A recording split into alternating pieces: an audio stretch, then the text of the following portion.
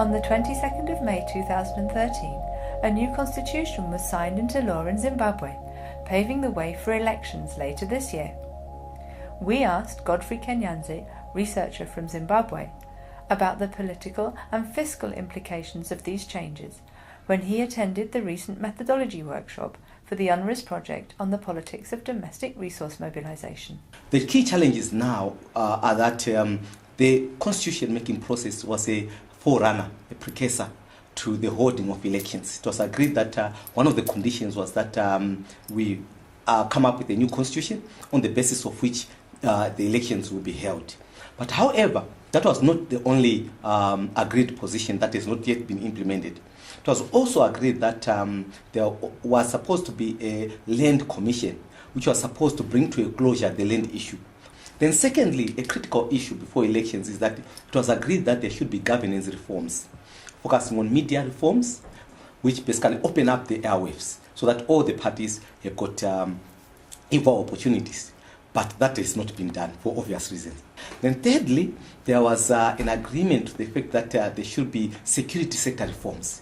Because you may recall that in 2008, during those elections, the security played a critical role in rejecting the results of the election.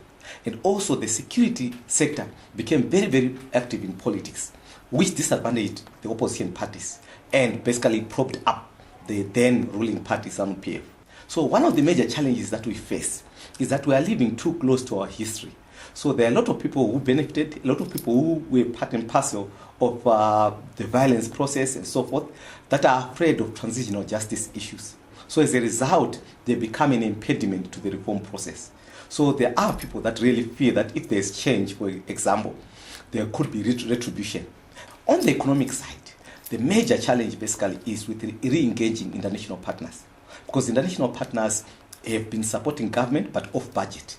So there's very little resource for provision of public services. There's very little resources remaining for infrastructure development, for social protection, for social development in essence.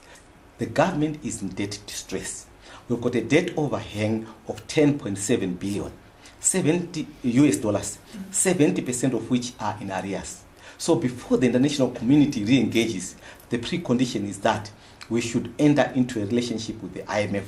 So I think the new constitution does play a very critical role because it brings in a new instruments for governance. And basically, based on this new framework, every other law now must be reformed. And hence the issues that I mentioned earlier on, the areas like media, governance, electoral laws, that have now to conform with this new framework. Violence, as you know, emanates from fear of losing power, especially with respect to the former ruling party and the associated transitional justice issues that they are afraid of. So as such, because of that fear, when they see that a level playing field will sort of give an advantage to the opposition, they basically want to retain the upper sort of ground by using violent means, like what happened in the past. Not only in 2008, even all the elections that we've had since 2000 have been accompanied by violence. There is that likelihood that violence will raise its ugly head again.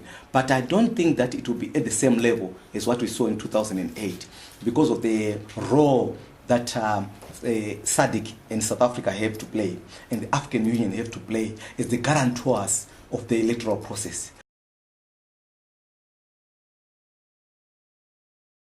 The relationship between ZANU and the international community is very suspicious, if you want, because the international community, don't forget, also is demanding reforms. They are demanding, for example, that there be transparency in terms of sources of revenues, such as diamonds, because there's no transparency with respect to diamond revenues. And right now, the pressure coming from the opposition and also the international community is to open up that whole sector to enhance transparency and also ensure that proper governance structures are implemented in the diamond sector so that the revenues go into the treasury rather than go into the individual pockets.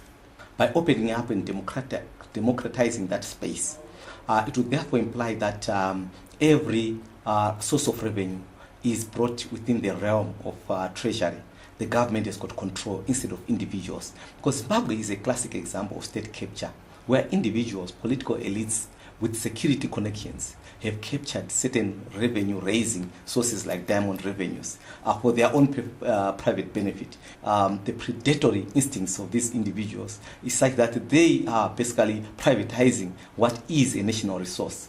And basically the pressure that is being brought to bear right now is to ensure that this state of affairs is corrected, and that the revenues correctly go into the treasury and into the budgetary process.